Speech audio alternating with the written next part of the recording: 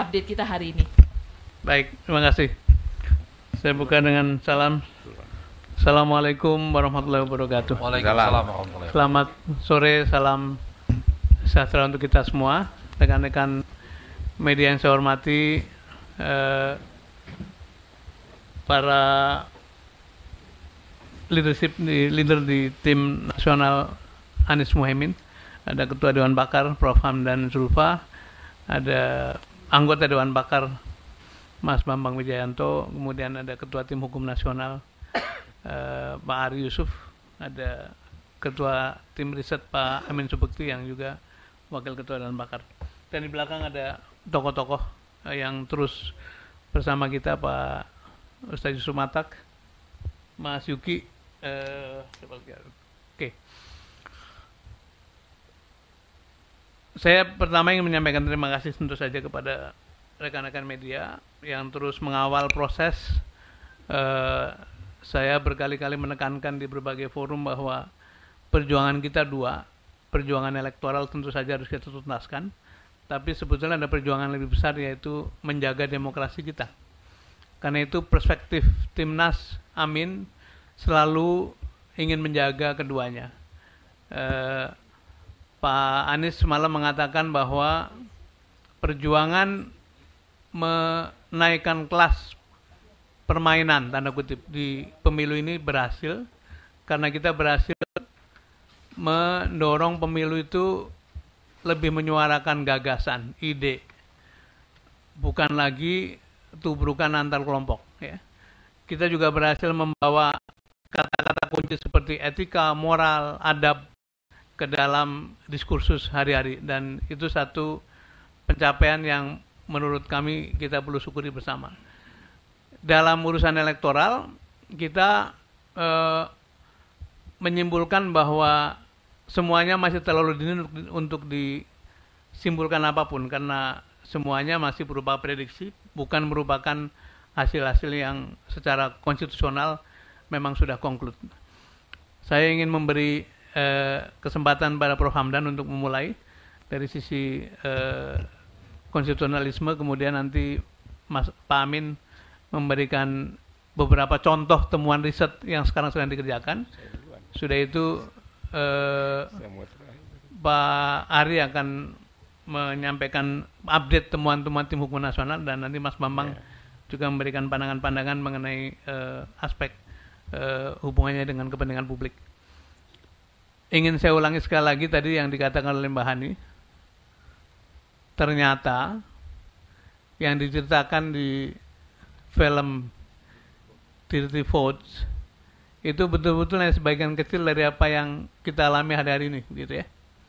Jadi ya, itu dokumenter, bukan fitnah, bukan apa, tapi rekaman fakta-fakta yang diulas dengan atau ditata dengan sangat baik dari segi seni maupun substansi. Tapi kita mengalaminya, dan hari-hari ini kita sedang ditambahi bukti-bukti bahwa pemilu kita memang banyak masalah yang mesti dibereskan. Dan untuk itu pertama ingin memberikan kesempatan pada Prof. Hamdan untuk memberi frame besarnya dulu. Kepada Prof. Hamdan dipersilahkan. Baik, terima kasih Pak Sudirman. Rekan-rekan sekalian, ada beberapa hal yang saya ingin sampaikan mengawali konferensi pers ini. Pertama, bahwa quick count ya, yang sekarang beredar oleh berbagai lembaga survei bukan merupakan data valid menurut hukum yang bisa jadi pegangan. Karena itu terlalu dini kita menyimpulkan bahwa suara dari paslon tertentu sudah mencapai angka sekian yang pasti dan sampai merayakannya. Kita harus menghormati proses rekapitulasi yang dilakukan oleh KPU yang sekarang dilakukan secara berjenjang. data berdasarkan hasil rekapitulasi secara berjenjang itulah yang merupakan data hukum yang menjadi pegangan kita yang paling valid. Saya kira itu yang pertama. Oleh karena itu, kami dari tim nasional meminta kepada seluruh saksi-saksi dan relawan di seluruh Indonesia, yaitu saksi dan relawan Amin, untuk terus mengawal proses rekapitulasi ini yang dilakukan secara berjenjang pada saat sekarang ini. Kami melihat indikasi, ya, jangan sampai bahwa quick count nanti menjadi patokan dalam mengisi mengisi dalam rangka rekapitulasi manual. Karena itu kita minta betul untuk menjaga jangan sampai sekali lagi bahwa quick count bisa menjadi rujukan untuk menentukan siapa yang menang dengan melakukan pengubahan-pengubahan dalam rekapitulasi manual. Saya minta dijaga betul. Karena itulah data yang paling valid, yang menurut hukum jadi pegangan untuk menetapkan siapa yang memperoleh berapa suara dan siapa yang menjadi peringkat berapa dalam perolehan suara Pilpres. Kemudian yang ketiga, kami juga perlu menyampaikan kepada seluruh relawan, saksi, dan masyarakat yang concern terhadap pemilu yang berintegritas, pemilu yang jujur dan adil, untuk mengumpulkan dan menginventarisasi segala pelanggaran-pelanggaran yang ditemukan baik sebelum hari H pencoblosan, pada saat hari H pencoblosan, dan setelah hari H pencoblosan. Karena kami menemukan indikasi bahwa ada satu benang merah antara sebelum hari H pencoblosan, saat hari H pencoblosan, dengan setelah pencoblosan. Pelanggaran-pelanggaran itu terjadi secara sistematis. Kami sekarang ini sedang mengumpulkan bukti-bukti yang terkait, yang berkaitan dengan pelanggaran-pelanggaran yang sistematis, terstruktur, dan masif itu. Tadi diawali dengan film DT4. Apa yang ada di sana? Yang ada di sana adalah permulaan desain sebuah pelanggaran. Kita bisa simpulkan seperti itu dari data-data yang digunakan dalam film itu. Sekarang kita hendak membuktikan, dan bukti-bukti awal kita temukan bahwa implementasi dari desain itu mulai nampak satu persatu, dan ini sedang kami kumpulkan seluruh Indonesia. Karena itu sekali lagi kami minta betul, pemilu ini belum selesai, pemilu masih berproses. Rekapitulasi manual yang merupakan rekapitulasi yang valid menurut hukum sedang diproses, dan kita menunggu proses itu, dan kami minta seluruhnya masyarakat untuk mengawal itu sampai pada tingkat yang paling akhir. Bagi pasangan Amin dan Timnas Amin, kami apapun yang kami lakukan untuk menjaga keadaban pemilu. Keadaban pemilu ada pemilu yang berintegritas, pemilu yang jujur dan fair agar negara kita ini menjadi negara yang beradab. Ya. Ya.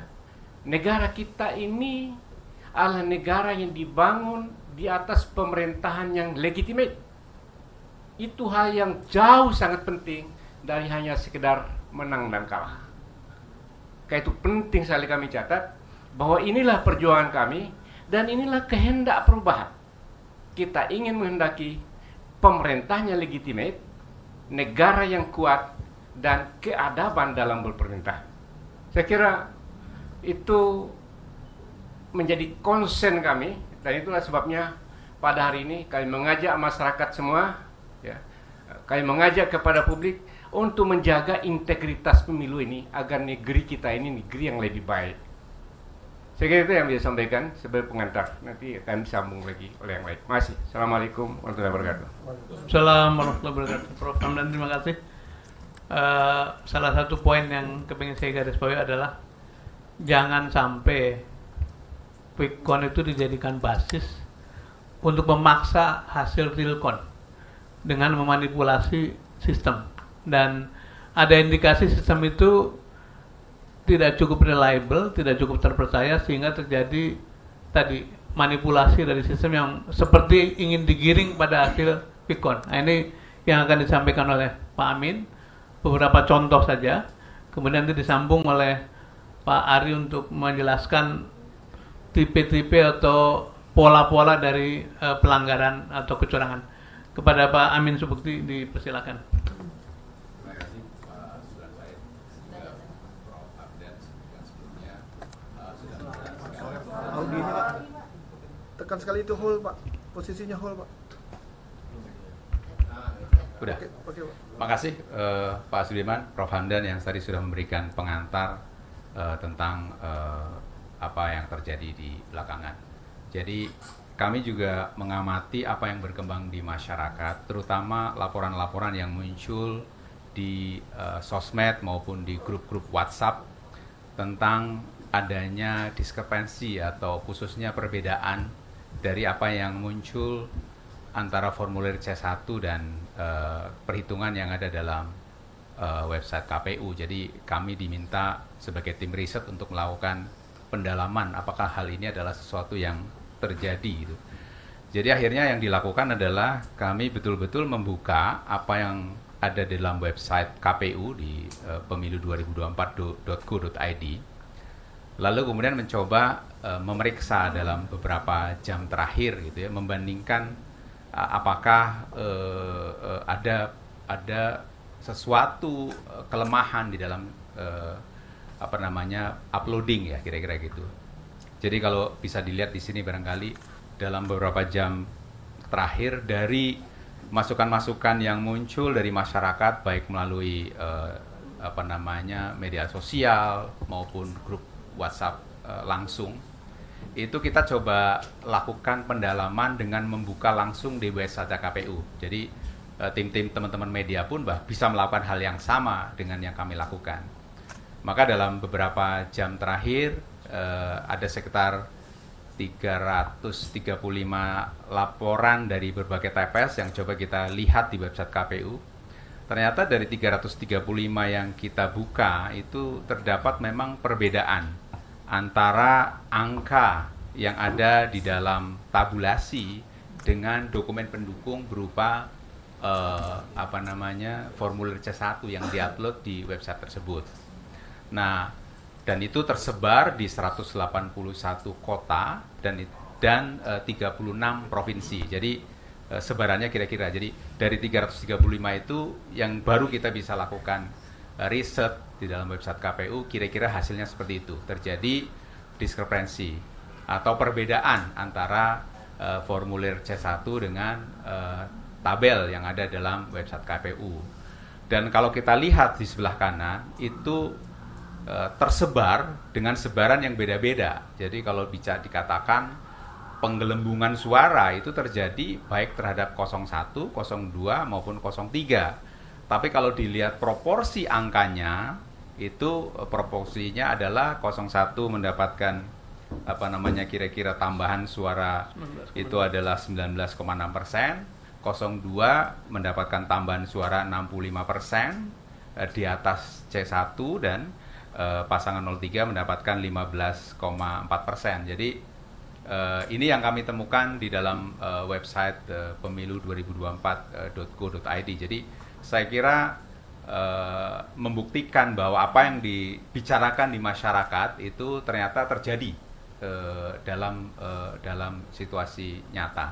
Nah, kemudian bisa tunjukin barangkali oleh tim kira-kira seperti apa sih? Nah, ini bisa dilakukan oleh semua orang. Pada semua tim baik dari 01, 02, 03 bisa membuka sendiri. Begitu membuka sendiri, telusur sendiri, silakan lakukan sendiri, kira-kira seperti itu.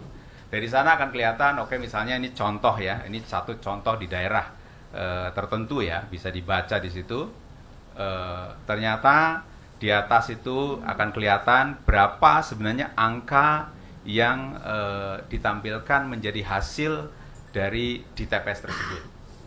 Lalu dari sana kemudian di situ terlihat ya, saya bacakan bahwa di situ, maaf, ini yang ditampilkan adalah di Boyolali ya, di Andong, Palemerejo, TPS 006. Jadi Kecamatan Andong, Kelurahan Palemerejo, TPS 006.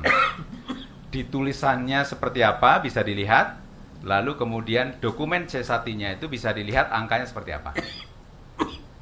Nah, ini yang summary-nya, hasil dari riset yang kami lakukan ada perbedaan seperti ini, dan di 331 TPS yang sudah kami lakukan penelitian lebih lanjut hari ini. Demikian Pak Sudiman, barangkali lebih luasnya nanti Pak Ari bisa menyampaikan. Terima kasih. Terima kasih Pak Amin. Sekali lagi ini contoh, dan teman-teman di riset akan terus mendalami. Yang akhirnya kecurigaan masyarakat bahwa terjadi penggelembungan suara memang menemukan buktinya, atau kita menemukan buktinya. Jadi kita akan terus dalami, dan mari kita dengar Pak Ari untuk menjelaskan pola-pola kecurangan yang lebih luas. Silakan Pak Ari. Baik, terima kasih Pak Dirman. Kawan-kawan sekalian, tidak ada satu pihak pun dapat mengklaim kemenangan jika kita ketemukan fakta-fakta begitu banyaknya bukti-bukti kecurangan. Sehingga ini menjadi dasar kita.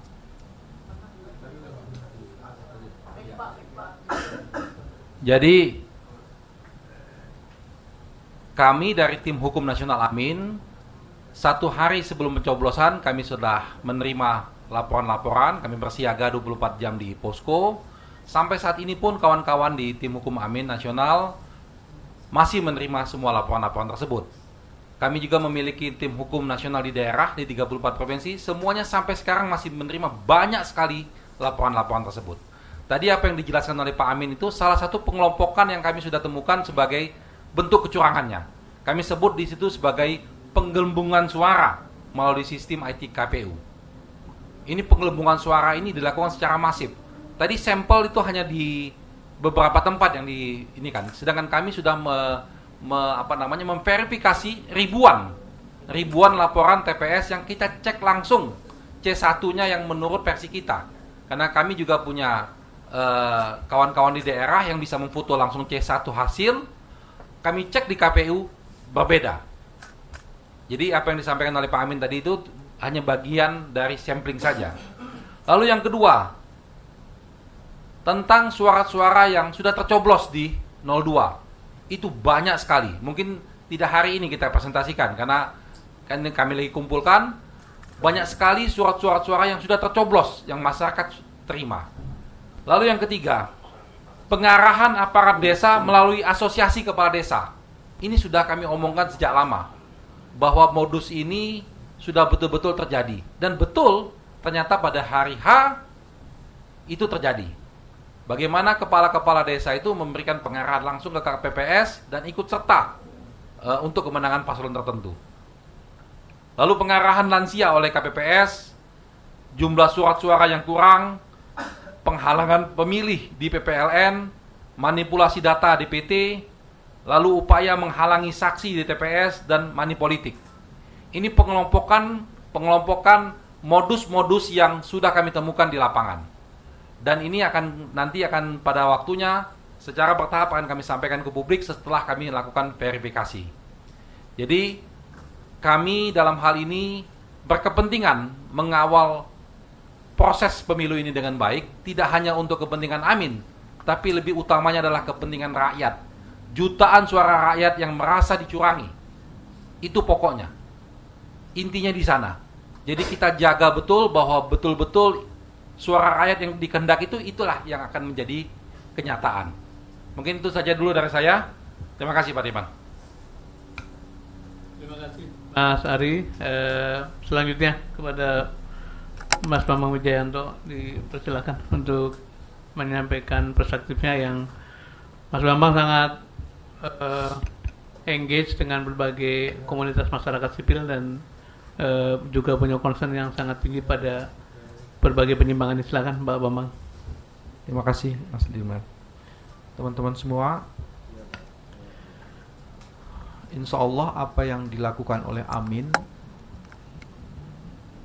akan bekerja sama nantinya dengan seluruh civil society yang juga mempunyai concerns yang sama. Ada kawal pemilu, ada jaga suara rakyat, ada kecurangan pemilu.com. Dari 5-6 organisasi ini insya Allah nanti kita akan coba melakukan konsolidasi untuk bersama-sama melihat dan mendalami berbagai kecurangan yang terus terjadi ini. Itu bagian pertama yang penting. Bagian yang kedua, semua persoalan ini sebagian besarnya memang ada proses di mana manajemen kepemiluan tidak dilakukan secara baik. Berkali-kali saya dengar Mas Ari mengatakan bahwa kami meminta dilakukan audit terhadap IT. Ada 2 surat sudah dikirimkan ke KPU dan terakhir ada surat ke Bawaslu untuk meminta KPU menindaklanjuti atau melakukan audit terhadap, tapi itu tidak dilakukan. Sehingga kemudian kita mendapatkan hari ini masalah-masalah yang berkaitan dengan sistem IT KPU yang tiba-tiba shutdown dan informasi-informasinya yang sebagiannya tidak bisa diakses. Yang ketiga, kalau kemudian semua bentuk kecurangan itu dikategorisasi, sebenarnya ada 3. Satu, seluruh kecurangan yang berkaitan dengan angka, dengan elektoral. Tadi dijelaskan, Mas Amin menjelaskan, sebagiannya Mas Ari menjelaskan. Ada yang berupa kekhilafan, ada yang berupa kesengajaan. Itu semuanya angka. Sebagai contoh, saya kebetulan untuk luar negeri, saya masuk di Malaysia, saya masuk di Kinabalu, dan di situ ada angka yang fantastis, Mas. Saya masih ingat tuh, nomor 1 kalau tidak salah cuma dapat 22. Nomor 2 dapat 77, nomor 3 dapat 36. Itu di C1. Tapi di C hasilnya, nomor 1 alhamdulillah 22, nomor 2 8.077, dan nomor 3 80.032. 80.000, Mas. Jadi kebayang itu, angka itu fantastis sekali. Tapi yang menarik, begitu angka itu dikeluarkan, KPU buru-buru kemudian melakukan revisi. Nah, lagi-lagi sebenarnya bisa jadi kecurangan itu tersebar berserak dan luar biasa. Jadi angkanya itu nggak main-main. Kalau tadi yang diceritakan itu baru 100, 200, 500. Ini ada yang ribuan dan puluhan ribu, nggak masuk akal. Ketidakwarasan itu terjadi dalam angka. Yang kedua sebenarnya yang menarik adalah angka yang kemudian masuk itu sebenarnya tidak bisa memuat kecurangan-kecurangan sebelumnya. Kalau money politik itu juga terjadi nih. Yang berserakan tuh money politik. Nah, money politik itu yang tercermin menjadi angka. Angka itu yang sebagiannya ditulis tidak benar. Jadi money politiknya itu juga dahsyat luar biasa. Angkanya sebagian juga ada, bukan hanya KPU, ada yang dicoblos-coblosin langsung. Nah, itu juga ada soal. Nah, yang ketiga yang tadi Mas Ari sebagian besar mengatakan, itu adalah soal lembaga penyelenggaranya. Lembaga penyelenggaranya ada KPPS yang mengarahkan atau petugas TPS yang mengarahkan lansia, ada yang tidak memberi ruang pada saksi. Itu hampir sebagian besar informasinya adalah berkaitan dengan independensi, integrity dari orang yang disebut dengan KPPS. Itu bagian yang jadi kecurangannya itu seperti itu. Nah, kalau kemudian ini diletakkan kepada cita-cita Amin, semuanya itu mendorong pada satu kesimpulan, kuantitas itu tidak berbasis pada kualitas penyelenggaraan pemilu. Sehingga klaim kemenangan itu menjadi tidak valid karena kuantitas yang dirumuskan itu tidak berbasis pada kualitas penyelenggaraan pemilu yang diatur oleh undang-undang. Yang lebih menyedihkan lagi sebenarnya, legalitas yang dihasilkan itu sama sekali tidak mempunyai dasar legitimasi. Mas SS, Mas Sudirman tadi mengatakan seperti itu. Kalau kecurangan terjadi, integritas tidak terjadi, fairness tidak terjadi, bagaimana legitimasi bisa dibangun atas legalitas kuantiti yang tadi dikemukakan? Kami hampir sampai pada kesimpulan bahwa masif, sistematik, dan terstruktur itu benar-benar terjadi dengan kualitas kadar pelanggarannya yang jauh lebih dahsyat ketimbang tahun-tahun sebelumnya. Yang terakhir, tidak ada pilihan lain untuk dilakukan 3 hal. 1, partisipasi publik untuk mengawasi kualitas proses itu menjadi penting. Dan kata kuncinya nanti selesai pencoblosan ini ada 2 isu penting. Pengiriman kertas suara itu juga bisa menjadi titik rawan yang lain, dan rekapitulasi atas hasil kuantitas yang bermasalah itu juga jadi masalah. Jadi rekapitulasi di kecamatan itu menjadi masalah. Itu yang harus diperhatikan. Bagian yang lain adalah kemungkinan besar orang-orang yang sekarang mempunyai informasi akan diintimidasi. Kemungkinan besar akan terjadi seperti itu. Selain mungkin diiming-imingi. Itu yang mesti diperhatikan. Dan yang ketiga, yang terakhir, peran serta dari media menjadi bagian yang sangat penting untuk memastikan jaminan kualitas election kita dan proses demokrasi ini menjadi jauh lebih baik. Terima kasih. Terima kasih, Mas PW, terima kasih. Sebagai penutup sebelum kita dengar pertanyaan dari teman-teman, saya ingin mengulang pesan dari Prof. Hamdan tadi bahwa pemilu belum selesai. Belum ada satupun pihak yang dinyatakan menang atau kalah. Dan kami ingin mengajak seluruh pendukung Amin, para relawan, civil society untuk terus mengikuti proses ini, menjaga proses ini sampai betul-betul tuntas. Fakta bahwa mulai ditemukan kejanggalan-kejanggalan yang sekarang sudah menjadi isu publik itu akan membuat kita dan teman-teman di lapangan lebih waspada supaya proses pengawalan suara bisa diselesaikan dengan baik. Demikian dari kami. Mungkin kalau ada 1-2 pertanyaan, Mas. 1